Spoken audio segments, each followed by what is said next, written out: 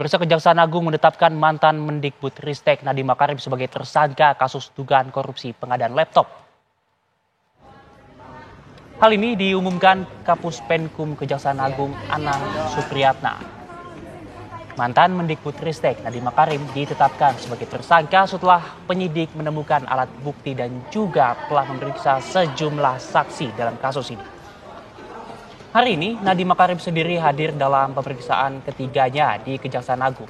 Ia pun telah dicegah keluar negeri sejak 19 Juni lalu.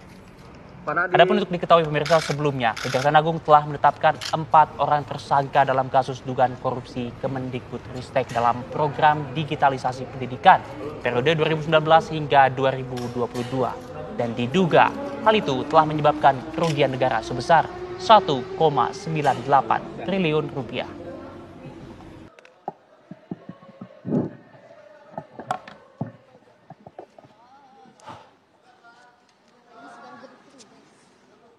Usai melakukan pemeriksaan, Kejaksaan Agung menetapkan mantan Mendikbudristek Nadiem Makarim sebagai tersangka dalam kasus pengadaan laptop Chromebook saat ia masih menjabat sebagai menteri.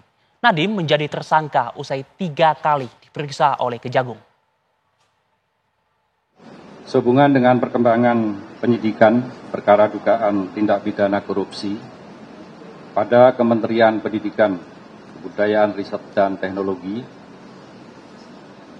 dalam program digitalisasi pendidikan tahun 2019 sampai dengan tahun 2022, dapat kami sampaikan bahwa berdasarkan hasil pemeriksaan dan alat bukti, yaitu berupa keterangan saksi, ahli, petunjuk, dan surat, serta barang bukti yang telah diterima atau diperoleh tim penyidik pada Jampisus, pada hari ini kembali menetapkan 1 orang tersangka dengan inisial NAM selaku Menteri Pendidikan, Kebudayaan, Riset, dan Teknologi Republik Indonesia periode tahun 2019-2024.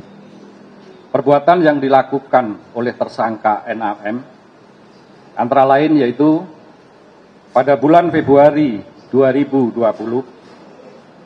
NAM yang saat itu menjabat sebagai Menteri Pendidikan dan Kebudayaan, Riset, dan Teknologi melakukan pertemuan dengan pihak dari Google Indonesia dalam rangka membicarakan mengenai produk dari Google, yaitu dalam program Google for Education dengan menggunakan Chromebook yang bisa digunakan oleh kementerian terutama kepada peserta didik.